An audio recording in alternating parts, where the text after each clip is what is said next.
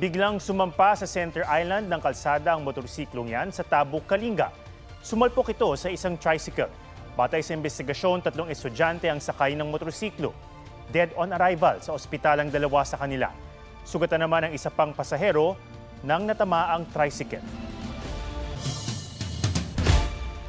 Ipinatitigil ng Korte Suprema ang paglilipat ng hindi pa nagamit na pondo ng PhilHealth sa National Treasury. 89.9 billion pesos ang kabuuang unused funds ng PhilHealth, pero ang sakop lang ng temporary restraining order ng SC ay yung hindi pa naililipat na pondo. Hindi pa sakop ng TRO ang pagbabalik sa pondong nailipat na. Nauna nang sinabi ng PhilHealth na nasa 60 billion pesos na ang nailipat sa National Treasury mula pa noong Mayo. Binigyan ng Korte Suprema ng 10 araw para magkomento ang mga respondent sa TRO. Nakatakda naman sa January 14, 2025 ang oral arguments kaugnay sa constitutionality ng paglilipat ng unused funds ng PhilHealth. Sabi ng PhilHealth, Department of Finance at Office of the Solicitor General na kumakatawan sa respondents ng TRO, tatalima sila sa desisyon ng Korte Suprema. Inabot na ng tubig ang mga lakeside barangay sa Bato, Camarines Sur. Mula sa Himpapawid, maraming bahay at kalsada sa 15 barangay ang lubog pa rin sa baha. Sa inisyal na ulat, may 3 nasawi matapos malunod. Nagkaroon din ng landslide. Ang kailangan dito is yung temporary shelter materials na maibigay doon sa mga totally damaged na mga bahay. We have almost about more or less 1,500 totally damaged. Maraming nagkakasakit. May mga natusok o nahiwa rin noong bagyo na tinurukan na ng anti-tetanus vaccine. Problema rin ang gamot sa leptospirosis. Sa Minalabak, bangka na muna ang pangunahing transportasyon at instant kabuhayan na rin ang ilan. Malatent community naman ang ilang tulay na pansamantalang tirahan ng mga nawalan ng bahay. Meron ding sa kulungan ng baboy na muna nananatili kasama ng kanilang mga alaga. Pinagtitiyagaan nila ngayon mga bigas na nalubog sa baha. Sa bayan ng Milaor, maraming kalsada ang nadaraanan na, pero hindi pa rin nakakabiyahe pa Maynila ang mga sasakyan na ito dahil sa ipinatutupad na stop-and-go system. Pagpasok naman sa Maharlika Highway, hanggang binti pa rin ang baha.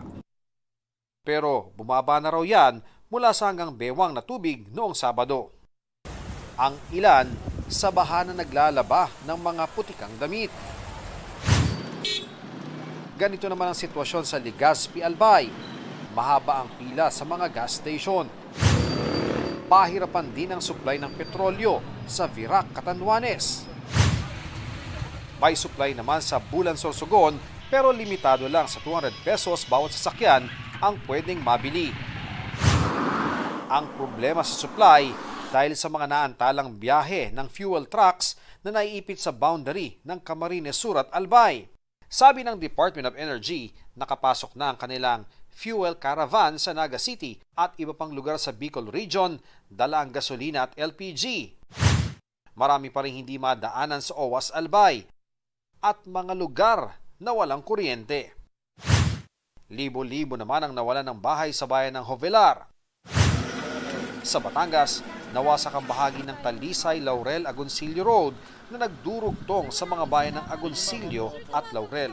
Para makarating sa sentro, kailangan magbangka sa lawa ng mga residente o maglakad sa gilid ng bundok na may mga uka, putik at kahoy. Ian Cruz nagbabalita para sa GMA Integrated News. Arestado ang dating aktor na si John Wayne Sase matapos pagbabarilin umano ang nakaalitan niyang kaibigan sa Pasig City. Kinilala ang biktimang si Lionel Eugenio na nagtamo ng 4 na tama ng bala ng baril. Nakatakas si Sase pero nahuli rin sa isang hotel sa Pasig matapos ang ilang oras. Na-recover kay Sase ang murder weapon na isang caliber .45 pistol. Depensa niya, nakatanggap na raw siya ng mga banta at maging sa kanyang pamilya. Sinampan siya ng kasong murder. Personal grudge ang tinitingnang motibo sa krimen. Kapwa nasa drug list pa rin ng pulisya ang biktima at suspect. Pwede raw gawing ebidensya sa International Criminal Court ang mga sinabi ni dating Pangulong Duterte sa Senado kahapon ayon sa abogado ng mga biktima ng war on drugs. Giit din ni Senate President Chis Escudero, under oath ang mga sinabi ni Duterte kaya pwede itong gamitin laban sa kanya. May report si Sandra Aguinaldo. Itong sa right side ko, puro commander ng death squad yan. Because they were police directors handling the controlling crimes in the city. So pag sinabi mong death squad, it's a very loose term. I think he's just joking, sir. Kung si Senate President Chis Escudero ang tatanungin, hindi dapat ituring na biro ang mga naging pahayag ni dating Pangulong Duterte sa pagdinig kahapon ng Blue Ribbon Committee. Lahat ng binitiwan niyang salita kahapon ay under oath, pinanumpaan. At sinabi niyang yan ay totoo sa abot ng kanyang nalalaman na pwedeng magamit kung sakasakali pabor o laban sa kanya. Bukod sa pagkakaroon umano ng death squad, sinabi rin ni Duterte na pinayuhan niya ang mga pulis na himukin ang mga kriminal na lumaban. A civilized society does not operate that way. Sabi ni Senadora Riza Ontiveros, sana ay seryosong i-review ng Department of Justice at International Criminal Court o ICC ang maraming pinanumpaang pag-amin ni Duterte. Dapat daw managot muna si Duterte sa batas ng tao bago ang parusa ng impyerno dahil inako naman niya ang responsibilidad sa madugong war on drugs. Ang ilang kaanak ng mga napatay sa drug war, pinag-uusapan na raw ang posibleng legal na hakbang kasunod ng mga pahayag ni Duterte. Baka po pwedeng tingnan ng Department of Justice o ng mga NBI at maibigay yung katarungan sa mga pamilya. Tingin naman ng isa sa mga abogado ng mga biktimang dumulog sa International Criminal Court, admissible o pwedeng tanggapin ng ICC ang mga sinabi ni Duterte. Dalawa lang naman ang tanong dyan, is it relevant? Is it material? Relevant o kadikit ba o may relasyon ba yan doon sa pinag-uusapan na investigasyon sa ICC? Yes, tungkol sa war on drugs ni Duterte. Material, importante ba yang iharap sa ICC? Yes, kasi ito na mismo yung mga sinasabi niya. Ayon sa ilang miyembro ng Quad Committee ng Kamara, maituturi ang mga pahayag ni Duterte na crimes against humanity. Pero mas mainam daw kung korte sa Pilipinas ang hahawak sa kaso. Pag DOJ nagsabi na mayroong prima facie evidence na dapat siya ay ma-prosecute at ni-charge ng court dito, hindi na siya papatawag ng ICC. Sabagat mayroon na ritong tinatawag na proper judgment ang ginagawa ng ating bansa. Hindi ako pabor dyan sa ICC na business. Now, kung magpa-fail po ang DOJ on doing their job on this matter, then the more na ICC will take cognizance. So, I think it's really up to the DOJ to do their work. Sinusubukan pa naming kunan ng pahayag ang Department of Justice ukol dito. Sandra Aguinaldo nagbabalita para sa GMA Integrated News.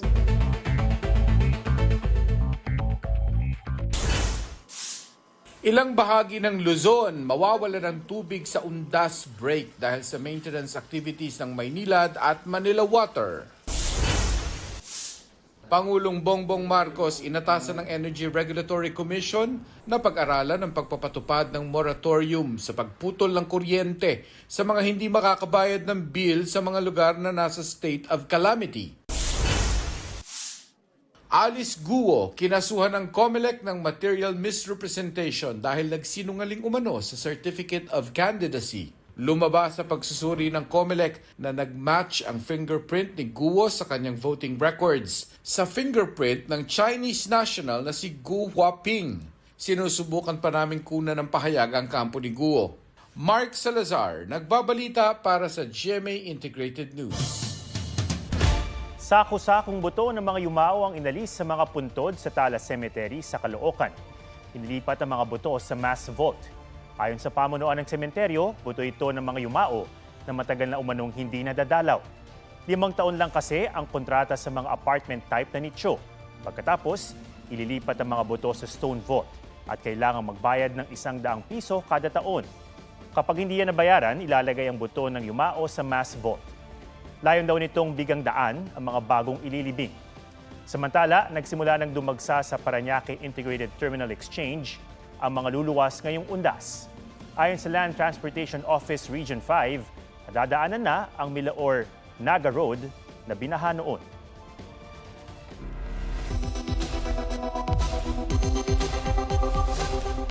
Sakaling aalis ng bahay sa undas, narito ang ilang tip-talk para matiyak na ligtas ang inyong tirahan.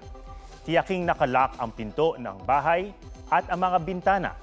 Tanggalin din sa saksakan ng appliances at isara ang lahat ng mga gripo at tangke ng LPG. Kung maaari, ihabilin sa pinagkakatiwalaang kapitbahay ang inyong bahay. Iwasan ding inanunsyo sa social media ang pag-alis at i-delay ang pagpo-post tungkol sa bakasyon. Takaw pansin kasi sa masasamang loob kapag alam nilang walang tao sa bahay.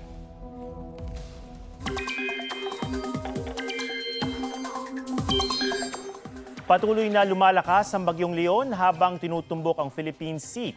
Huling namataan ng Bagyong Leon 450 kilometers east ng Apari, Cagayan.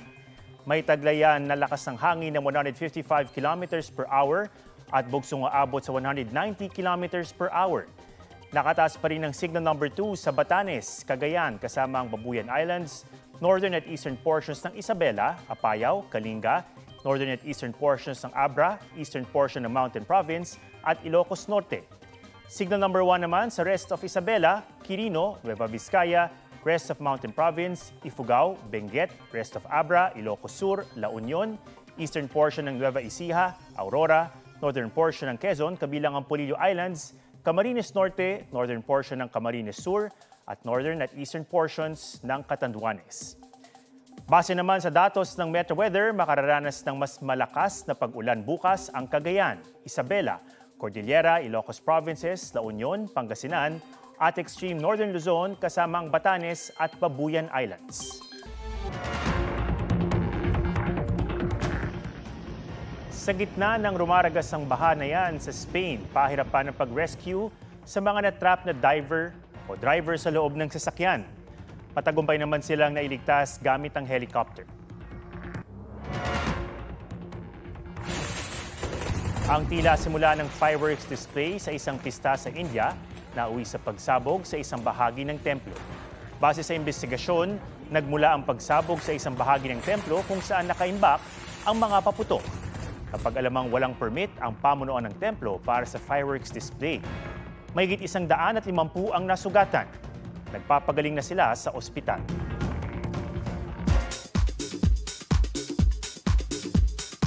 Love scene ni Alden Richards at Sanya Lopez sa Pulang Araw, 2 beses ginawa. Yung original, nakadamit kami, Tito Boy. Tapos parang sinabi nila, since nga po sa Netflix ito lalabas naman, kumuha sila ng talagang yung topless. Topless kami. Pinuri rin niya ang pagiging profesional ni Alden. In fairness to Alden, iningatan niya rin naman ako. The Voice Kids coach Stel ng SB19, may kwelang reaksyon sa lola niyang nanghihingi sa kanya ng 30 concert tickets. Comedy concert queen Ay de las Alas na iyak sa birthday surprise ni Giro Manyo sa set ng My Mother, My Story. Carla Abellana ni rescue ang isang aspin na nasagasaan sa NLEX. Courtney Cox at Jennifer Aniston inalala naman ng Friends co-star na si Matthew Perry sa kanyang first death anniversary. Aubrey Carampel nagbabalita para sa GMA Integrated.